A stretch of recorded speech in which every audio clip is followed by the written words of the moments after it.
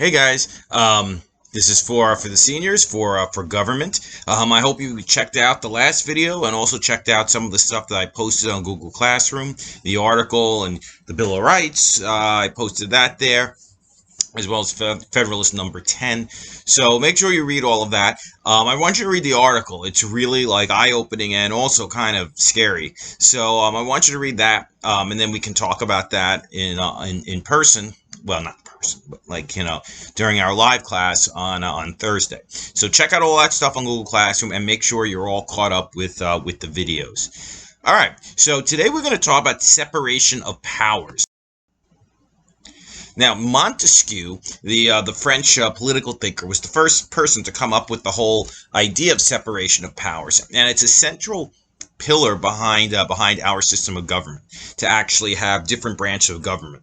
Now, each branch of government has its own powers and responsibilities. A shocking statistic: only 40% of Americans could identify all three branches of government. Now, I know none of you are in that 40%, but it's still kind of frightening when you think about that the number would be quite so large. But 75% of Americans can name all three stooges. So priorities.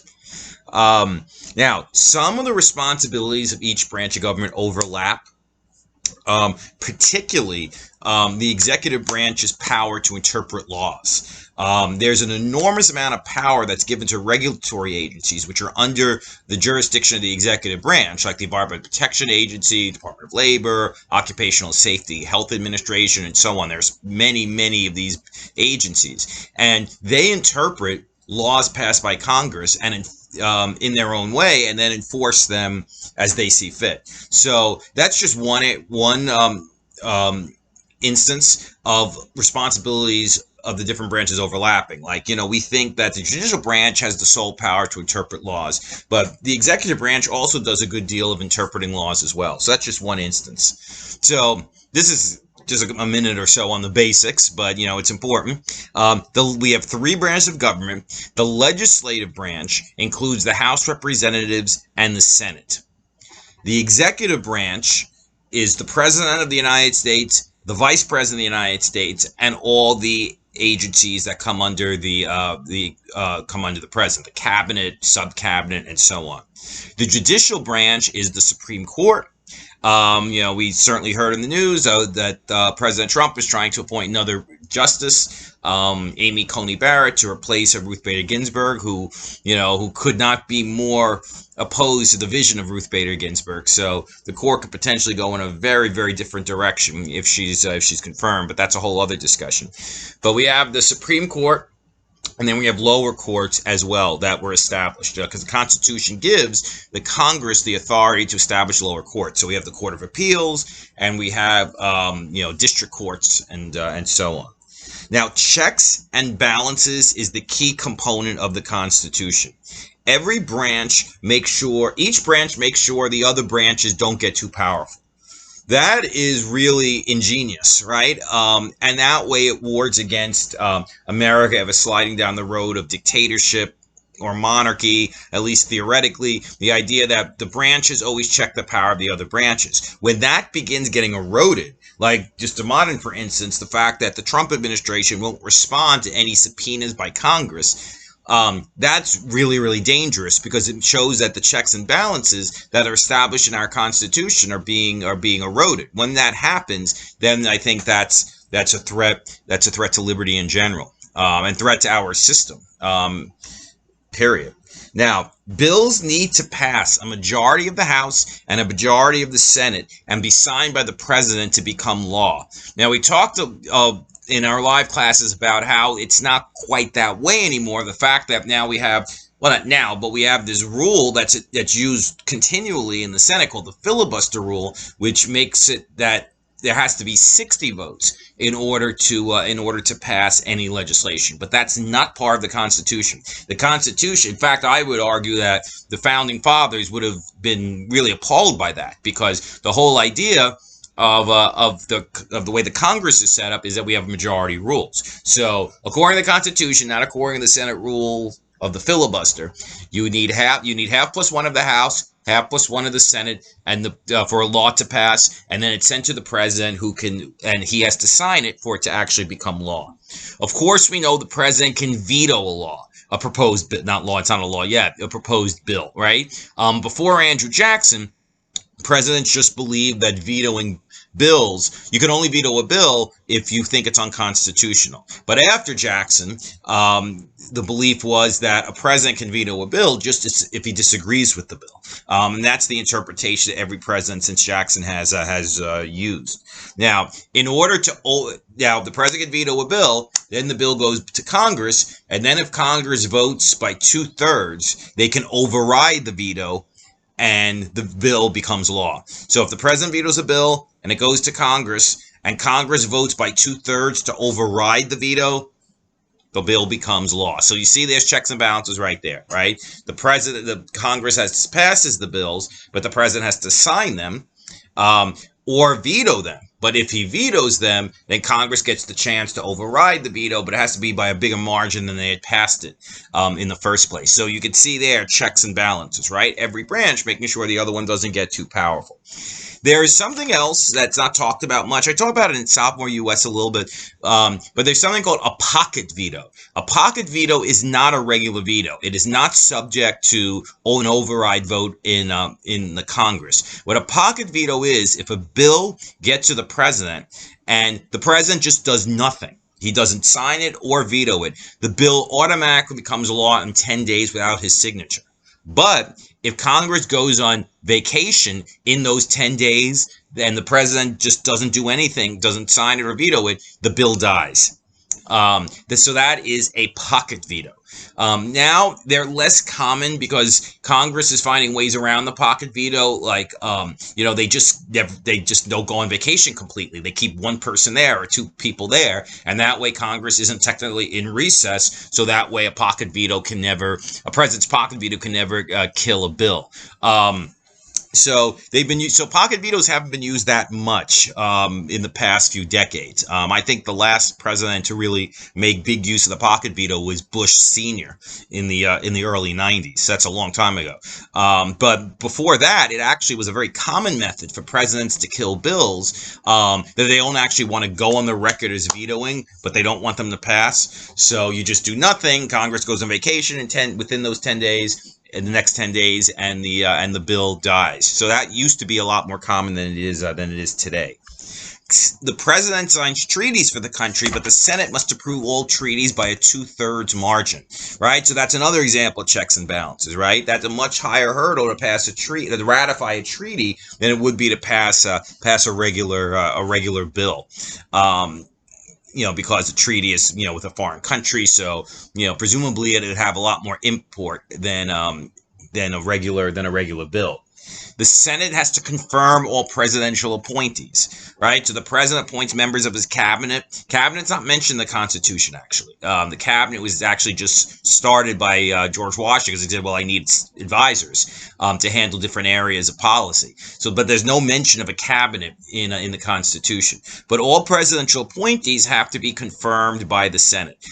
So the cabinet, which was established after George Washington, or with George Washington, all judicial appointments, basically all presidential appointments have to be, I don't mean like his secretary, but all appointments to federal jobs positions have to be confirmed by the Senate. So you're going to hear a lot more about that, right? Because Barrett's nomination is going to go to the Senate, right? Even though they had said 4 years ago that they would confirm Obama's choice because it was an election year. So you'll be hearing a lot about about the Senate confirmation process in the next few weeks. So the Senate has to confirm presidential appointees. That's an example of checks and balances. Another check that the legislative branch has over the executive branch and the judicial branch is the power of impeachment. Now, I know it seems like a million years ago, but President Trump was impeached at the end of last year. It was only like 9 months ago. It seems like a million years ago, for, holding up money that was appropriated to go to the Ukraine in order to get dirt on Joe Biden. And he was impeached for that. So impeachment, people are always confused about what impeachment means. People use the word impeachment to mean somebody kicked out of office, but that's not what impeachment means. Impeachment is just a charge. It just means you're being charged with something. So think of it like it's an indictment. So you're impeached by the House, you're charged by the House, and if you vote by half plus, the House has to vote by half plus one to officially impeach someone. So if the majority of the House votes, that's the president, vice president, any federal official, basically, even a federal judge, if they feel that they're guilty of a certain offense, whatever that might be, they have the power by majority vote to impeach that person. 3 presidents have been impeached in American history. Andrew Johnson, which we remember from 10th grade, hopefully. Bill Clinton was impeached for lying about his relationship with Monica Lewinsky, whether it was sexual or not. And of course, Donald Trump was impeached a few months ago for, what we just talked about. So that's a big power, right? The House, a big example of checks and balances, the House has the power to impeach someone. If you're impeached, the charges or the articles of impeachment then go to the Senate. The Senate has to hold a trial, but the Senate has to vote by 2/3 to actually convict someone and remove them from office. So you just need simple majority to impeach someone, to charge them with an offense, but you need 2/3 of the vote of the Senate in order to actually convict someone and then remove them from office. Donald Trump was impeached by the House on 2 counts of abuse of power and obstruction of Congress. But then when both those articles went to the Senate, they only got, with the abuse of power, only got 48 votes for guilty. Every Democrat, Mitt Romney, the one Republican, out of 53 voted guilty. So that was way short of the 67 that you would need to actually remove someone from office. They only had 48. I think for the other article, they only had 47.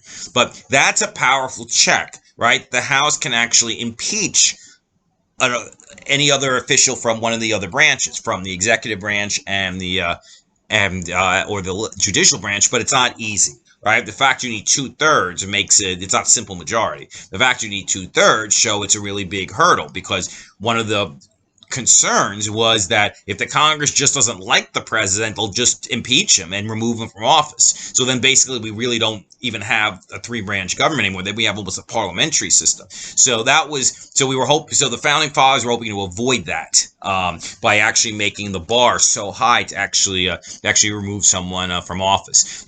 Critics charged that all 3 presidential impeachments have been politically motivated. They say Johnson's, Clinton's, and Trump's were all based more on dislike of the president than on the actual offense. I strongly disagree with that in the case of Trump.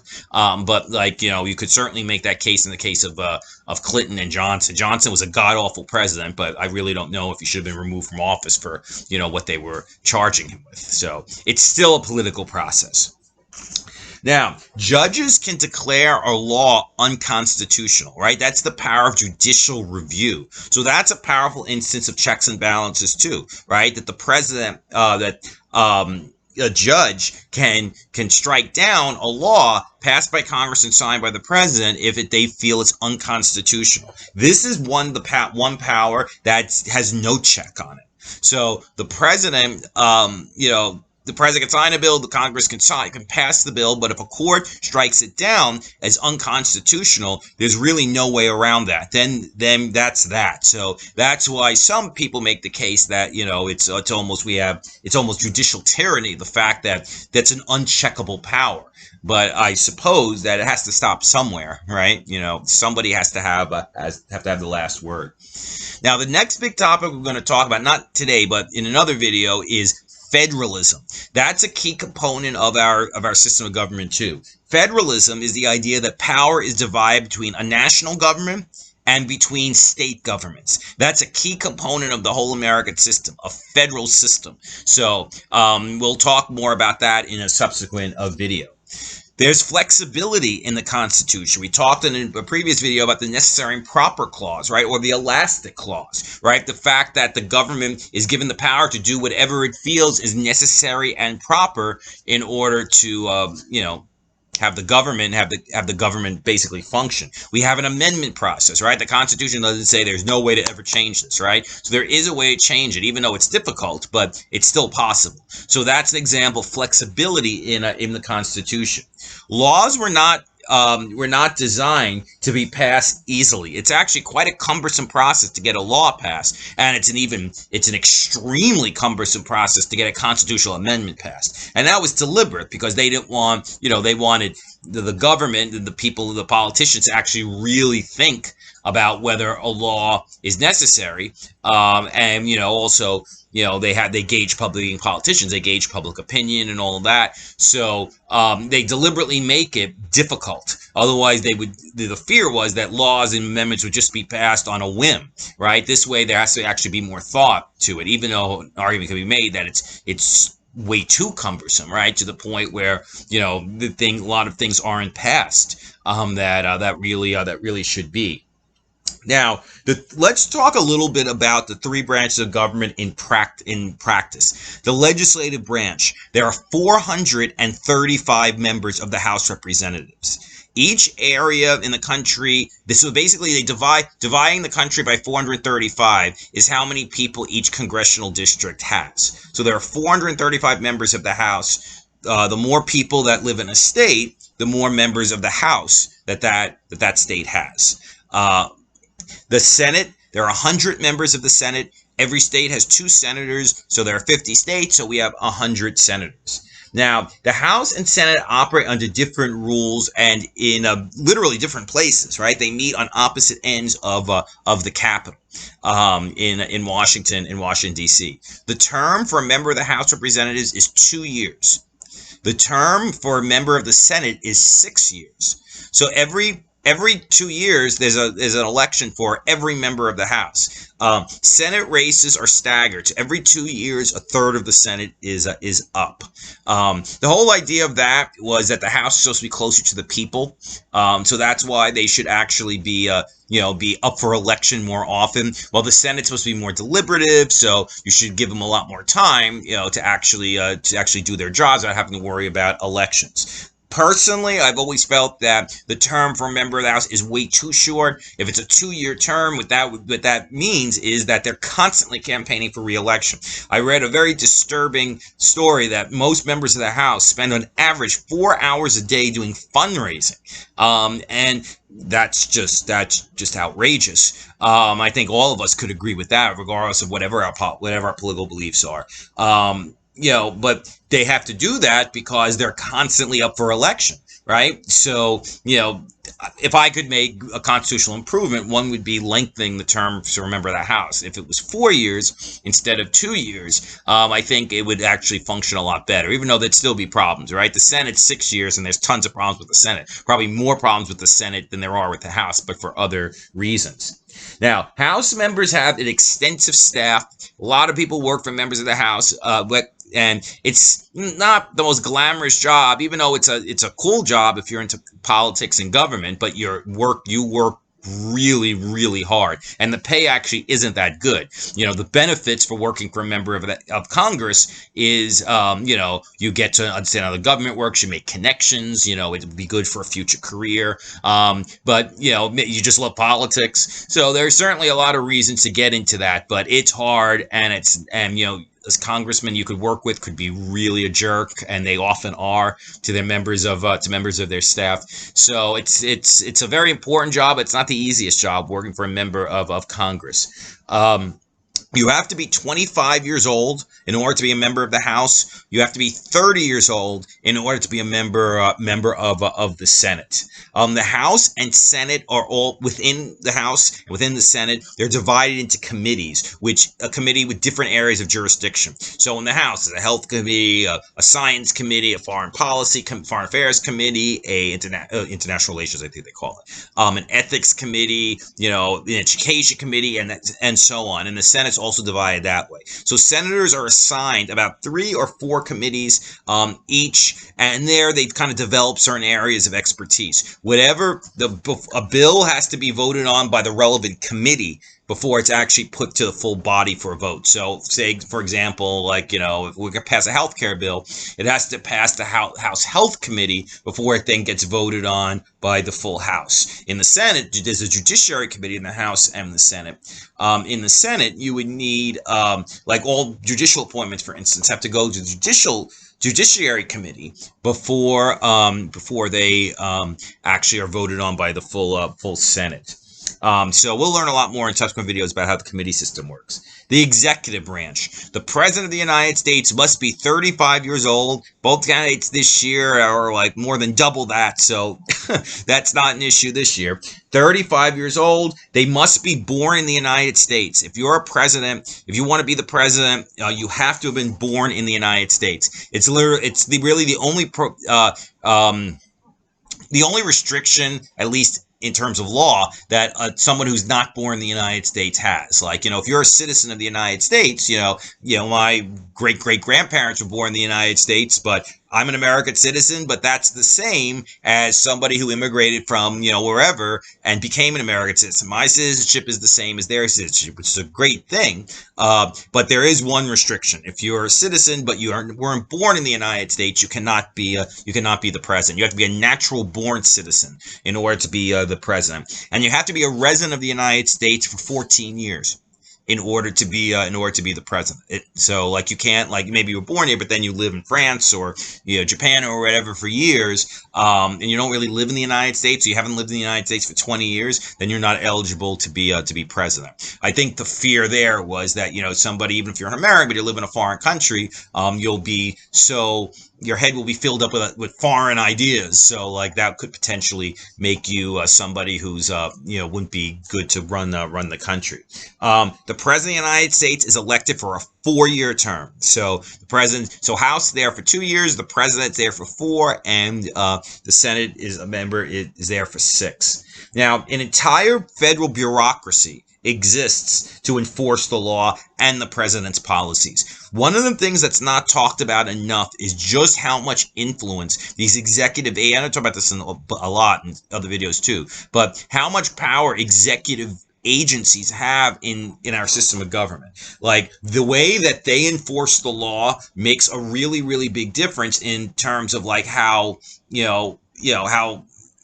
our society runs, how the Environmental Protection Agency chooses to enforce clean air laws, how the Labor Department chooses to enforce wage and hour laws. Oh my God, there are so many examples of that. That is a huge power that federal agencies have, which is why it matters who the president is and what party the president is. A Republican president is going to appoint people to federal agencies who are, generally more pro-business, more laissez-faire, a little more skeptical of regulation. A Democratic president is probably going to appoint people who are more supportive of the idea of government regulation of business for health and safety and education and you name it. So that's one of the things that's not talked about anywhere near enough. Like, in a presidential campaigns, sometimes we get to the personality and who we like better and who this one said this and that. But one of the most important powers one of the most important things about elections is when we decide whether we're going to have a Democratic president or a Republican president, that basically determines how the entire federal bureaucracy is going to be.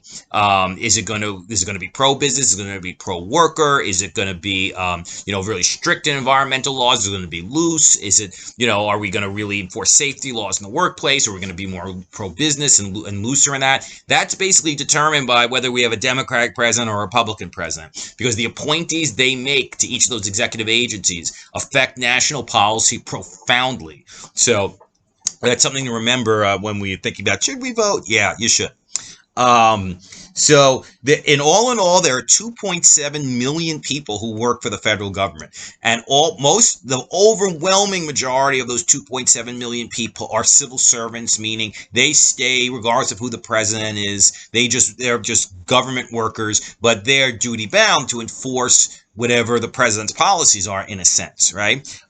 Only 5,000 of the 2.7 million people who work for the federal government are actually political appointees made by the political appointments that are made by the president. So Secretary of whatever, Secretary of Interior, Secretary of Defense, Secretary of Veterans Affairs, the Assistant Secretary, the Deputy Secretary, the heads of the executive agencies and all that. Of the 2.7 million people who work for the federal government, only 5,000 are appointed directly by the president.